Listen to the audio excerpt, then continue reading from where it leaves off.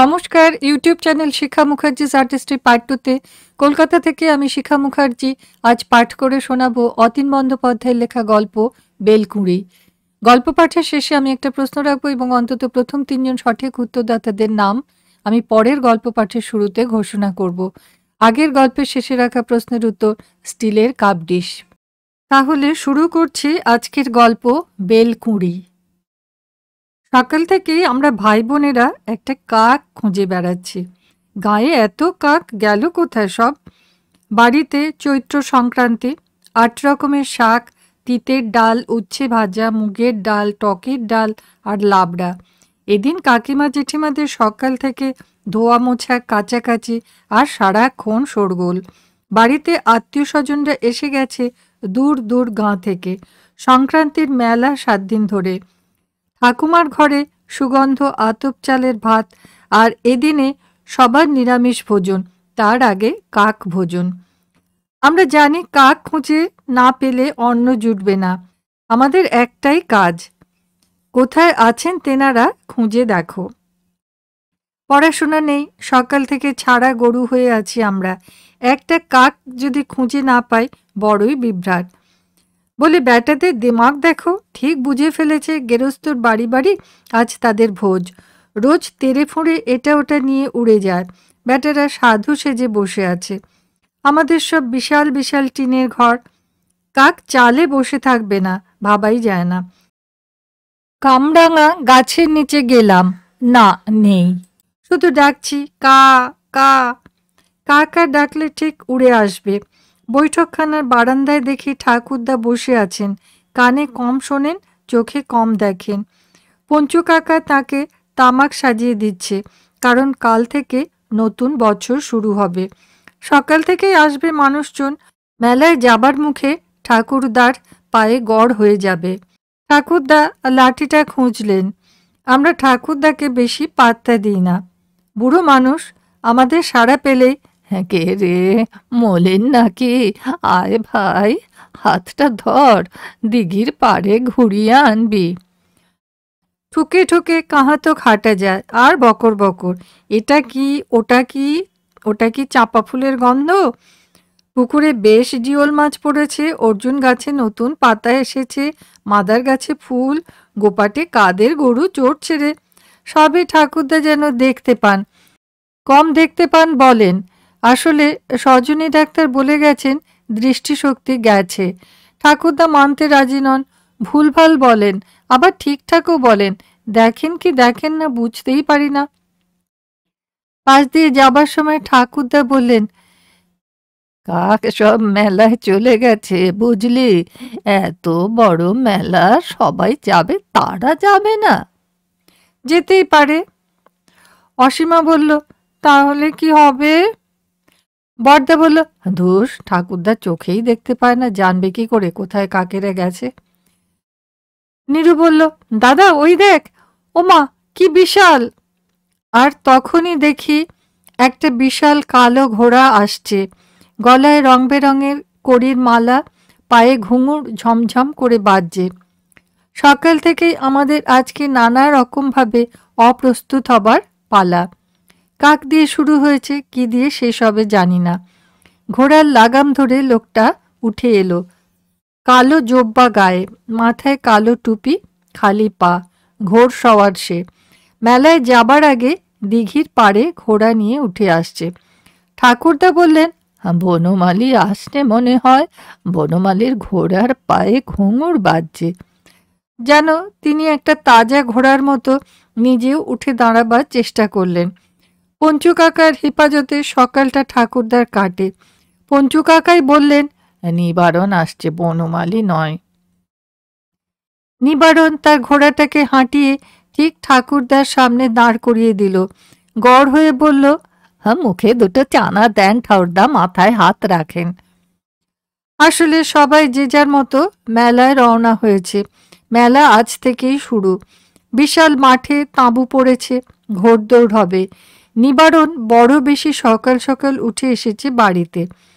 চৈত্র মাস শেষ হয়ে গেলে নিমের ছায়ার মতো ঠান্ডা থাকে। সেই ঠান্ডায় দাদু নিবারণের মাথায় হাত রাখলেন। মনস্কামনা পূর্ণ হবে বললেন। সবাই আসবে, যেমন বছরকার দিন শুরু হবার আগে প্রাচীন বৃক্ষের মতো এক জীর্ণ বটের ছায়ায় কিছুক্ষণ বিশ্রাম নিয়ে যাওয়া, কিংবা দিঘির পাড়ে গাছের ছায়ায় এখন এভাবে একের পর এক সব ঘোড়া আর তার সওয়ার উঠে আসবে। ঠাকুরদা ঘোড়সওয়ারদের নিয়ে পড়ে থাকবেন, কিন্তু আমাদের যে একটা কাক চাই, ঠাকুরদার ঘোড়া আর আমাদের কাক। তারপরে উঠে আসছে কালু শেখের ঘোড়া, লাল রঙের ঘোড়া, কপালে তাজিয়া, পায়ে লাল শালু, ঘোড়ার গলায় নীল সবুজ রুমাল আর ঝকঝক করছে রূপোর মেডেল। দোয়া চায় বুড়ো মানুষটার। কালু শেখের পরনে লুঙ্গি, সে ঘোড়াটাকে মাঠের ওপর কদম দিয়ে দিঘির পাড়ে উঠে আসছে। পিঠে বসে সে খুশি মতো ঘোড়াটাকে একই জায়গায় ৩-৪ বার পাক খাওয়ালো। বৈঠকখানার সামনে এলে ঘোড়াটা দু পায়ে খাড়া হয়ে গেল। এসব দেখার আশ্চর্য মজা আছে। আমাদের মনেই নেই কাক খুঁজে ডেকে এনে গাছের ডালে লোভ দেখিয়ে বসিয়ে রাখা। বড় ধুরন্ধর মনে হচ্ছে কাক। ঘোড়াটা আমাদের দায়িত্বের কথাও ভুলিয়ে দিল। একটা ঘোড়া, তারপর দুটো, তারপর আরও সব বিচিত্র রঙের ঘোড়া দিঘির পাড়ে উঠে এসেছে। নীরু বলল, এই কালু দাদা, ঘোড়ায় চড়ে এলে মাথার ওপর কাক উড়ে আসেনি? কালু দাদা অবাক, সে আমাদের চেনে। প্রতি বছরই সংক্রান্তির দিনে সে আসে দোয়া ভিক্ষা করতে। মানুষের বিশ্বাস যে কত রকমের হয়। মসজিদে অজু করে নামাজ পড়ে সে উঠে এসেছে দিঘির পাড়ে। ঘোড়াগুলি আজ রাতে দিঘির পাড়ে থাকবে। বাড়িতে সবাই আজ অন্নপ্রসাদ নেবে। কালু বিশ্বাস শুধু বাদ থাকে, সে একটা হাঁড়ি পুড়িয়ে ভাত আর আলুর ভর্তা বানিয়ে খায়। দিঘির জলে সাঁঝবেলায় দেখা যায় ধোঁয়া উঠছে, জলে আগুনের প্রতিবিম্ব। আর কত গাছপালা, পাখি, শুধু কাকগুলো বিশ্বাসঘাতকতা করছে। চোখে চোখে রাখতে বলেছে, কাক দেখলেই যেন বাড়িতে খবর দিই। আর তখনই দেখলাম কয়েতবেল গাছে একটা কাক এসে উড়ে বসেছে। একজনের কাজ খবর দেওয়া, পাওয়া গেছে। কয়েতবেল গাছটায় একটা কাক উড়ে এসে বসেছে, আর আমাদের কাজ চুপচাপ গাছটার নিচে বসে থাকা, পাহারা দেওয়া, কোথাও না আবার উড়ে যায়। কাকটা উড়লে আমরাও প্রায় উড়তে থাকি। কাকটা গিয়ে বসে আছে শিমুল গাছের ডালে। এ সময় শিমুল ফুল ফোটে, লাল রং, আর গাছের বিশাল কাণ্ডে বড় বড় গুটির মতো কাঁটা। চৈত্রের রোদ, শিমুলের ফুল, ডালে কালো কাক, নিচে আমরা। শিমুল গাছের মগ ডালে বসে আছে কাকটা, এত উপরে যে আমাদের ঘাড় বাঁকিয়ে দেখতে হচ্ছে। আর আমরা ডাকছি, অবুকে খবর দে, ঠাম্মাকে খবর দে। কাক ভোজনের কাজটা ছোটদেরই দায়িত্বে থাকে। বাড়িতে এত কাজ, কে কখন আর সময় করে উঠবে? এছাড়া বোধহয় কাকেরা ছোটদের ভয়ও পায় না। কাকের এমন উপদ্রব হয় বর্ষাকালে যে একবার নমু বাইরের উঠোনে মোয়া খাচ্ছিল। কোত্থেকে উড়ে এলো কাক, মোয়া নিয়ে উধাও, খারাপ স্বভাব। আর তখন নমুর কান্নাকাটি। একটা কাক মোয়া ঠোঁটে নিয়ে উড়ে যাচ্ছে, গাছের মগডাল পার হয়ে ট্যাবার পুকুর পাড়ের দিকে উড়ে যাচ্ছিল। আমার বোনের ওপর কাকের এমন শত্রুতা সহ্য হয়নি। তারপর কাক দেখলেই আমরা তেড়ে যেতাম, গুলতি বানিয়ে ফেললাম। কাদামাটি ছেনে গুলি আগুনে পুড়িয়ে লোহার মতো শক্ত হলে তাই দিয়ে কাকের নিধনযজ্ঞ শুরু হয়ে গেল। ঝোপে ঝাড়ে ঘাপটি মেরে বসে থাকি, আর ডালে এসে বসলেই পটাশ। ঠ্যাংখোঁড়া কাকের সংখ্যা বেড়ে গেল, চোখকানায় কাকের সংখ্যা বেড়ে গেল, ঠোঁট ভোঁতা কাকের সংখ্যা বেড়ে গেল। কাকের শাস্তি বিধানের এত সব উপায় বের করার পরও উপদ্রব কমেনি। পাখি, প্রজাপতি, ফড়িং মারতে নেই, মারলে পাপ হয়। যদি কিছু একটা হয় আমাদের সেই ভয়টাও আছে। তবু কেন যে কাক দেখলে গুলতি ছুঁড়ি বুঝি না। একবার একটা কাক গাছ থেকে ফলের মতো টুপ করে পড়ে গেল, মাথায় লেগেছে, চিত হয়ে পড়ে থাকলো। কাক মারতে নানাবিধ ওষুধও প্রয়োগ করা হয়। চটপটি বাজিয়ে পিঠের ভেতর লুকিয়ে ছুঁড়ে দাও, দেখবে একের পর এক সব মরে পড়ে আছে। আমাদের বাবা কাকারা ভীতু স্বভাবের। বাড়িতে গৃহদেবতা থাকলে নাকি কোনো প্রাণীকে হিংসে করতে নেই। আমরা যে দু একটা কাকের পাড় ঠোঁট চোখ খোঁড়া করে দিয়েছি, বাবা জ্যাঠারা তা জানে না। জানলে আমাদেরও যে ঠ্যাং খোঁড়া করে দেওয়া হতো না, জোর দিয়ে বলা যায় না। সে যাই হোক, এখন অবু গেছে কাকের জন্য অন্ন ব্যঞ্জন আনতে। আমরা মগ ডালে কাক পাহারা দিচ্ছি। এত দেরি কেন? কালু শেখ জলে নেমে স্নান করছে। গণপতি সুরের আসার কথা, বিখ্যাত জাদুকর। সংক্রান্তির দিনে সেও ঠাকুরদাদার আশীর্বাদ নিতে আসে। গণপতি সুর প্রথম খেলাটা মেলায় দেখায়। তারপর সে তার মানুষজন তাঁবু নিয়ে বের হয়ে পড়ে, কত দূরদেশে পাহাড়ি জায়গায় যায়। গণপতি সুরের জাদুর খ্যাতি ইউরোপ আমেরিকা পর্যন্ত ছড়িয়ে গেছে। ভারতীয় জাদুকরের নাকি এতই সময় জ্ঞান যে শো আরম্ভ করতে 1-2 মিনিটও দেরি হয় না। একবার 5-10 মিনিট নয়, 30 মিনিটও নয়, পুরো 1 ঘন্টা দেরি। দর্শকরা ক্ষিপ্ত। তিনি মঞ্চে উঠতেই ঢিল পড়তে শুরু করেছে। এটা অবশ্য আমার তিনু কাকার কাছে শোনা। গণপতি সুর বলেছে, আরে কি করছেন কি, আমি ঠিক সময় এসেছি, রাগ করবেন না, ঘড়ি মিলিয়ে দেখুন। সবাই তাজ্জব। তাই তো, একেবারে কাঁটায় কাঁটায় শুরু। হতবাক। এমন খবরে ঘাবড়ে যাবারই কথা। আরও সব গল্প আছে গণপতি সুরের। 3টি মেয়েকে 2টো করে দেয়, গলা কেটে দেয়, পেটে তরবারি ঢুকিয়ে দেয়, তবু মরে না। এত সব জাদুবিদ্যার কথা আমরা শুনেছি। গাঁয়ের মেলায় সে খেলা দেখাতে শুরু করে, তারপর সে নিরুদ্দেশ হয়ে যায়। বর্ষায় ফিরে গয়নার নৌকোয়, নদীর জলে টান ধরে গেলেই দেশে ফিরে আসে। আবার কার্তিক অঘ্রাণে সে বড় বড় শহরে চলে যায়, সেই সব শহর যেখানে ট্রাম গাড়ি পর্যন্ত চলে, যেখানে গণপতি সুরকে সবাই চেনে, তার জাদু দেখার জন্য পুলিশ দিতে হয়। এত সব হয় মানুষটাকে নিয়ে।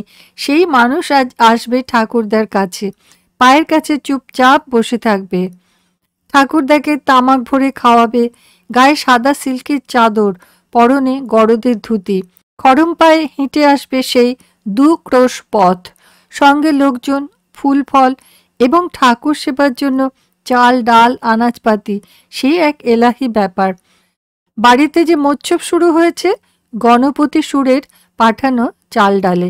লোকজন সকাল থেকেই আসতে শুরু করে দিয়েছে। আমাদের একটাই মাত্র দায়, কাক ভোজন। কাকের ভোজন পর্ব শেষ হলে উঠোনে সারি সারি কলাপাতা পড়বে। কাকটা বসে আছে শিমুল গাছের মগডালে। আমরা এখন কা কা করছি না। দিঘির পাড় ধরে ছুটে গেছে অবু, লাবণ্য, নিহার। তারা বাড়িতে খবর দেবে পাওয়া গেছে, একটা কাক খুঁজে পাওয়া গেছে। ছিল কয়েকবেল গাছের ডালে, উড়ে গিয়ে বসেছে শিমুলের ডালে। তারপর আবার উঠতে শুরু করলে কোথায় গিয়ে বসবে কেউ বলতে পারে না। কাকেরা খুব ধূর্ত হয়। কাক মানুষকে কম হয়রানি করে না, অথচ এই সংক্রান্তির দিনে কাকভোজনী তুষ্ট করতে হয় কেন জানি না। কাক কোন দেবতার বাহন তাও জানি না। ইঁদুর, বেড়াল, ময়ূর ওদের ভোজন করালে দেবদেবীরা তুষ্ট হবেন জানি, কিন্তু কাক ভোজন করালে কোন দেবদেবী তুষ্ট হন জানি না। ঠাকুরদাকে বললে একই কথা, কাক হলো পাখিদের মধ্যে কুৎসিত প্রাণী, তার জন্য মানুষের মায়া দয়া কম। কেউ কাক পোষে শোনা যায়নি, কিন্তু ঈশ্বর তাকে সৃষ্টি করেছেন, হেলাফেলা করা ঠিক না। সুন্দরের উপাসনা করতে হয়, আবার অসুন্দরেরও উপাসনা করতে হয়, সবই করুণাময়ের ইচ্ছে। সুতরাং কাকভোজন করানোর অর্থ প্রকৃতির সবাই মানুষের কোনো না কোনো উপকারে লাগে। এদিন কাকভোজন করিয়ে প্রকৃতির নিকৃষ্ট প্রাণীটিকেও সেবা করার অর্থ কিছুই হেলাফেলার যোগ্য নয়। এখনো কাকটা বসে আছে। আমি, বড়দা, মেজদি গাছের গোড়ায় বসে আছি। শেষদি, বড়দি, সোনাদাও গেছে খবর দিতে। আর দেখলাম তখনই তারা আসছে সবাই মিলে।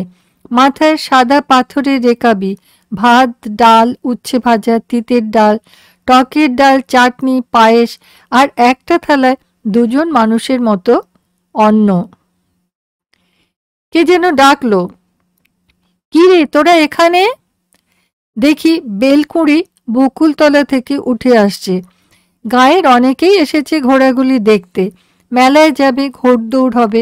ঠাকুরবাড়ির দিঘির পাড়ে গাছে বাঁধা কত গাছ, আম জাম নারকেল কয়েদবেল কাঁঠালি চাপার গাছ, বিশাল হাতে সুরের গাছ, চন্দন গাছ, রসুন গোটার গাছ, এত গাছ আর তার ছায়া এবং দিঘির কালো জলে শাপলা শালুক, এত সব আকর্ষণ থাকতে বেলকুঁড়ি বকুলতলা দিয়ে উঠে আসতেই পারে। বেলকুঁড়ি তার বাবাকে এ সময় ভাত দিতে যায়। মাঠের মাঝখানে পরিত্যক্ত টিলায় পাতার ঝুপড়ি, বেলকুঁড়ির বাবা সেখানে থাকে। ঘরটার চারপাশে গণ্ডি আঁকা, তার মধ্যে হাঁটাহাঁটি শোয়া বসা, এর বাইরে বের হলে গায়ের মাতব্বররা হাই হাই করে ওঠে। বেলকুঁড়ি বড় গরিব, তার বাবা গরিব। গায়ের বাঁশবন পার হয়ে গেলে বেলকুঁড়িদের ঘর, ঘরে তার বাবা থাকে না, থাকতে দেওয়া হয় না। মহাব্যাধিতে আক্রান্ত, বড় ছোঁয়াচে রোগ, রোগটা ধরা পড়তেই ঠাকুরদার কাছে নালিশ। বেলকুঁড়ির বাবার মুদিখানার দোকান, এই যেমন গায়ে থেকে থাকে, রোজ হাটবার থাকে না, বাজার বসে না। হাটে যেতে গেলে 1 ক্রোশ, তাও বুধ শনি 2 দিন, 1.5 ক্রোশ হেঁটে গেলে সুলতান সাদির বাজার। গায়ে যে যার পুকুর থেকে মাছ ধরে, তবু চাল ডাল মশলা পাড়ায় কার কখন কম পড়ে যায় ছোট বেলকুঁড়ির বাবার মুদির দোকানে। অবশ্য এসব আমাদের শোনা কথা। আমরা বড় হয়ে দেখেছি মাঠের একপাশে দরগা পার হয়ে নির্জন এক টিলায় একটা শেওড়া গাছ, তার নিচে পাতার ছাউনি দেওয়া একজনের মতো থাকা ছোট্ট ঘর। বেলকুঁড়ির বাবা মদন দাস বেটে খাটো মানুষ, নাক বসে গেছে, আঙুলের ডগা ফুলে গেছে, ঘা, হাতে পায়ে ন্যাকড়া বাঁধা। ও পথে কেউ যায় না, যেতে সাহস হয় না, কেমন ভূতের মতো ঘরের ভেতরে বসে থাকে, আবার পায়চারি করে। একমাত্র আমি যাই বেলকুঁড়ির সঙ্গে। আমার মা কেন যে এক সাঁঝবেলায় বলেছিল বেলকুঁড়ির সঙ্গে যা, ভয় পায়। বেলকুঁড়ির মা ডাল ভাত তরকারি গামছায় বেঁধে দেয়, বেঁধে দিলে সে আমাদের পুকুর পাড়ে এসে ডাকে নাম ধরে। আমি দৌড়ে গোপাটে নেমে যাই। বেলকুঁড়ি বাঁশবন পার হয়ে যায়, নলের বাগান পার হয়ে দরগা বাঁয়ে ফেলে 1 ঘটি জল আর গামছায় বাঁধা এনামেলের থালা মাথায় নিয়ে হাঁটে। ভয়ে আমি কাছে যাই না, কিন্তু বেলকুঁড়ি তার বাবাকে ভয় পায় না। ভয় সাঁঝবেলায় দরগার পথে পথে হেঁটে ফিরে আসা। ওর বাবা গেলেই কত কথা বলতে চায়, বেলকুঁড়ি তো দেরি করতে পারে না। তোর মা এলো না? আসবে। কবে আসবে? তোর মার শরীর ভালো না? বেলকুঁড়ি জানে তার মায়ের আশা বারণ। কি নিয়ে একবার যে ঝঞ্ঝাট হলো, মা দৌড়াচ্ছে, বাবা পেছনে দৌড় দিচ্ছে। সেই থেকে গাঁয়ের 5 জন বসে ঠিক করেছিল, বৌমা তুমি আর ওর ভাত নিয়ে যাবে না, বেলকুঁড়ি যাবে। বেলকুঁড়ি 2-3 মাস হলো যায়, দুপুরে একা যায়, সাঁঝ লাগার আগে আমি যাই। গরম ভাত না দিলে খায় না, ঠান্ডা ভাত হলে ছুঁড়ে ফেলে দেয়।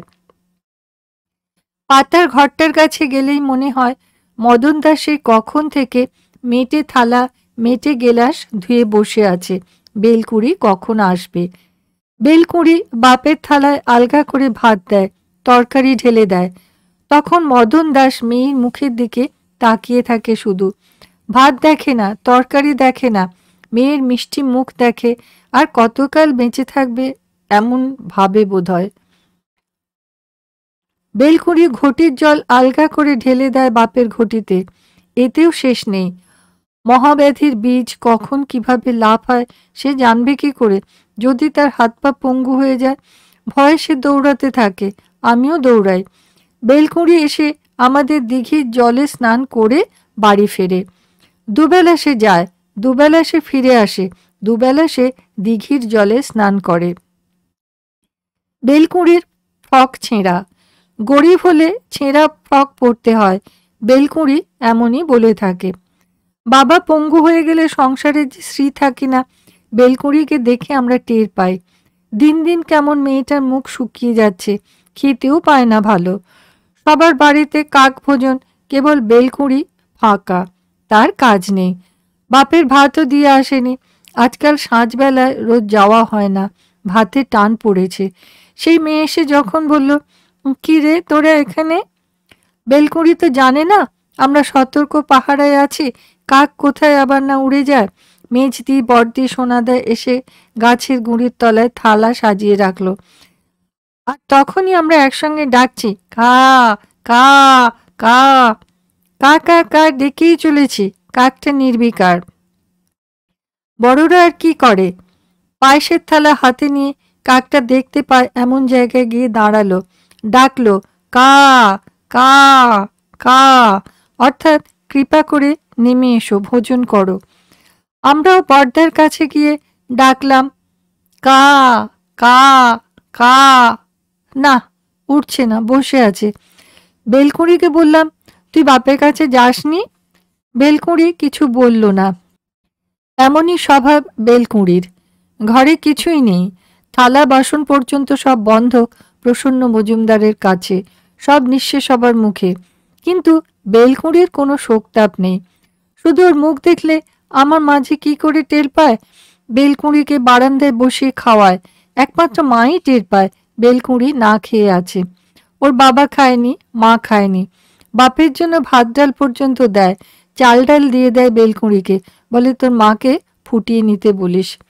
সেই বেলকুঁড়ির জন্য আমাদের একটা কষ্ট থাকতেই পারে, তাকে আমরা অবহেলা করতে পারি না। বেলকুঁড়ি বলল, বড়দা আমার হাতে দে, দেখবি কাকটা নেমে আসবে। আমারও মনে হলো বেলকুঁড়িই পারবে, কারণ সে রোজ ভাত দিতে যাবার সময় কাকপক্ষী তাড়া করলে ভাত ছড়িয়ে দেয়।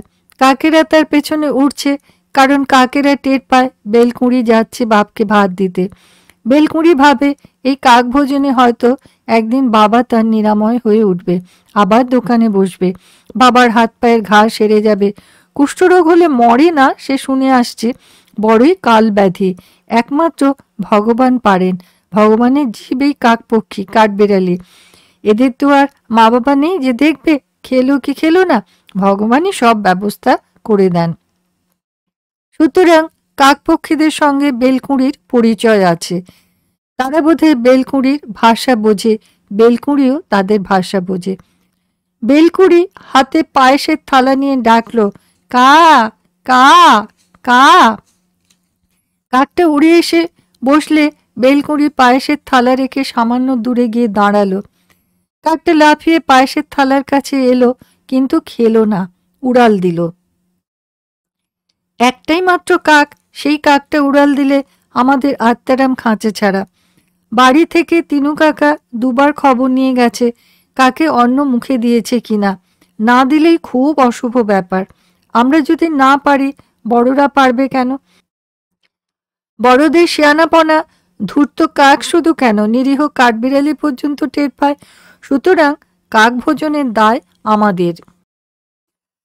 আমরা এখন কাকটার পেছনে ছুটছি। বাঁশবাগানে ঢুকে খুঁজে পাওয়া কঠিন। হায় ঈশ্বর, কোথায় উড়ে যাচ্ছে? না, বেশি দূর না। বাঁশবাগান পার হয়ে বিশাল একটা কেউ গাছের মগডালে গিয়ে বসলো কাকটা। এবারে কাকটা নিজেই কা কা করে ডাকতে থাকলো, যেন বলল, আমি আমি আছি। আমি ভাবলাম, আছো তো নেমে আসছো না কেন? তুমি খেলে আজ সবার পুণ্য। তোমার এত আহারে অরুচি কেন বুঝি না বাপু। বাড়ি বাড়ি খেয়ে বেরিয়েছ বুঝি, সবারটা খাবে, আমাদেরটা খাবে না কেন? এই এক কাক নিরন্তর যেন উড়ে চলেছে। চড়াচড়ে আর কোনো কাক নেই, ভাবতেই বিস্ময়ও ঠেকছে। সে যাই হোক, বেলকুঁড়ি যখন এসে গেছে, সে যে করেই হোক কাক ভোজন করাবে, তার ওপর আমাদের আস্থা আছে। ওর জন্য আমি এত করি, আমাদের বাড়ির সবাই এত ভাবে, আর কাক ভোজনে তার সাহায্য পাবো না আশা করতে পারি না। সোনাদা বলল, যা, উড়ে গেল। উড়ে গেল কোথায়? বেলকুঁড়ি ছুটছে, আমরা ছুটছি। কেবল ছুটতে পারছে না সেচদি, বড়দি, সোনাদা। তাদের মাথায় সাদা পাথরের রেকাপিতে কাকের ভোজন, সাদা পাথরের গেলাসে জল। ঠাকুর দেবতার মতো আজ কাকের সেবা লাগে। চৈত্র মাস শেষ, লাল ফুলে ছেয়ে আছে মাদার গাছ আর শিমুল গাছ, যেন এক দাবদাহ। রোদ বড় প্রখর, আমরা ঘেমে গেছি। বেলকুঁড়ি হঠাৎ দূর থেকে আমাদের ইশারায় ডাকলো। কাছে গেলে বলল, খুঁজে পাচ্ছি না। যা, সব গেল। কিন্তু বেলকুঁড়ি বলল, এই জঙ্গলটাতে আছে। জায়গাটা দরগার এক পাশে, ভেতরে ঢোকা যায় না। পাঁচিল দেওয়া বলে আমরা লাফিয়ে ভেতরে ঢুকতে যাব, দেখি বেলকুঁড়ি হাতের ইশারায় বারণ করছে। তারপরে আমাদের বুঝতে না দিয়েই সে ডাকতে থাকলো, কা কা কা। সঙ্গে সঙ্গে জঙ্গলের ভেতর থেকে শব্দ পেলাম, কা কা কা। বেলকুঁড়ির ভাষা এত বোঝে, অবাক হয়ে দেখছি সে ভেতরে চলে গেল পায়েসের থালা নিয়ে, আবার ফিরেও এলো, বলল, উড়ে গেছে। কোথায়? শ্যাওড়া গাছটায়। তোর বাবার কাছে? তাই তো মনে লয়, চল দেখি। সে এবারে আরো দ্রুত ছুটতে থাকলো। আমরা আবার ছুটতে থাকলাম। আর সেই পাতার ছাউনি দেওয়া ঘরে দেখি মদন কাকা বড় বড় চোখে আমাদের দেখছে। আরো অবাক, শ্যাওড়া গাছে গাঁয়ের যত কাক উড়ে এসে বসেছে। আমাদের যে ত্রাস ছিল কাক নেই, কাক ভোজন হবে না, এখন এত কাক উঠছে, নাচছে, কা কা কা করছে। বেলকুঁড়ির বাবাকে গণপতি সুরের চেয়েও বড় জাদুকর। ঘরে ঘরে ভোজ, অন্নপ্রসাদ, কাক ভোজন। একমাত্র পরিত্যক্ত একটি পাতার ঘরে একজন উপবাস আছে, গাঁয়ের কেউ জানে না। বেলকুঁড়ির বাবা কি টুকটাক জানে? সে যাই হোক, আমরা এবার গাছের নিচে থালা সাজিয়ে দিলাম। বেলকুঁড়ি বলল, গাছে যাস না। মদন দাস বলল, একেবারে চর্বচস্য লেজ্জ পেয়েও। সে ঢোক গিলল, কিন্তু সে জানে হাত দিতে পারবে না। এমন সাদা পাথরের রেকাবি সে জীবনেও দেখেনি, ছুঁয়ে দিলেই শেষ। বেলকুঁড়ি বলল, বাবা আজ খায়নি। বড়দা তেড়ে ফুঁড়ে গেল, তোর বাবা খায়নি বলে সব কাক এখানে এনে জড়ো করবে? গেরস্তের মঙ্গল অমঙ্গল বলে কথা। মদন দাস মাথা দোলাচ্ছে আর কেবল বলছে, চর্বচস্য লেজ্জ পেয়েও। সংক্রান্তি বলে কথা, কর্তা ঠাকুরেরা, বিবিধ আয়োজন, পায়েসের থালা ভর্তি, তা 2-3 জনের আহার। বলে সে ঘরের ভেতর ঢুকে গেল।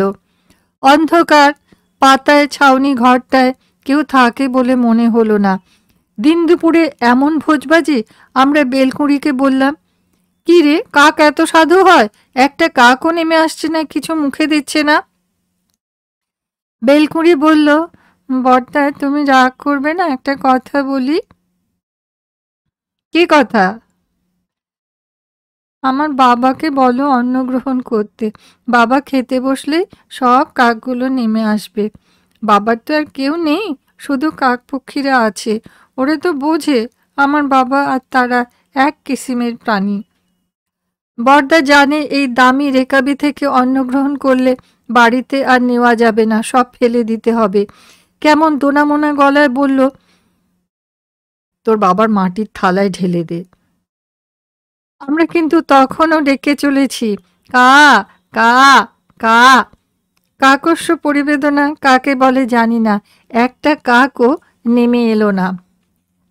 এমনকি ঠুকরে খাবার জন্য নাচানাচি করলো না।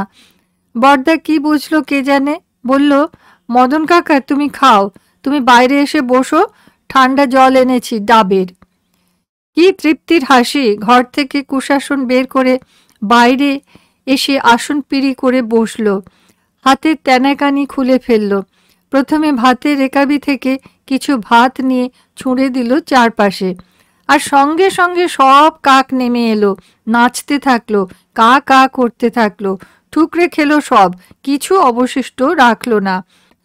মদন কাকা মুখ মুছে বেলকুঁড়িকে বলল, তুই খেয়েছিস? বড়দা বলল, আমাদের বাড়িতে খাবে। ওর মা খেয়েছে। আমি বললাম, তিনিও খাবেন। মদন দাস বলল, সেই সবাই খাবে, না খেলে চলবে কেন? সংক্রান্তির দিন, বছর শেষ, 12 মাসে 13 পার্বণ, মানুষের দুঃখ কষ্টের তবু শেষ নেই। বড় তৃপ্তি পেলাম, সুস্বাদু খাবার কতদিন খাই না। আমি খাই না, বেলকুঁড়ি খায় না, তার মা খায় না। বলে ইস করে দিতে কাকগুলো চক্রাকারে সেই পাতার ঘরের চারপাশে উড়তে থাকলো। ভাবলাম, গণপতি সুর, তুমি কত বড় মহাজন। ঠাকুরদা, আপনি আরও বড়। কালু সে ঘোড়া নিয়ে যাচ্ছে মেলায় মেডেল পাবে বলে, কিন্তু যে মানুষটার সঙ্গে কাকপক্ষীর এমন নিবিড় বন্ধুত্ব, তার দাম কে দেয়? আজকের গল্প পাঠ বেলকুঁড়ি এখানেই শেষ হলো। শ্রোতা বন্ধুরা, সামাজিক চিত্রকল্প ধরনের গল্প যদি ভালো লাগে তাহলে লাইক করবেন, বন্ধুদের সঙ্গে শেয়ার করবেন, এবং যারা এখনো পর্যন্ত এই চ্যানেলটা সাবস্ক্রাইব করেননি তাদের কাছে সাবস্ক্রাইব করার অনুরোধ রাখলাম। আজকের প্রশ্ন, বেলকুঁড়ির বাবার কি অসুখ হয়েছিল? আশা করি আপনারা সকলে ভালো আছেন, সুস্থ আছেন। সকলকে ধন্যবাদ জানাই।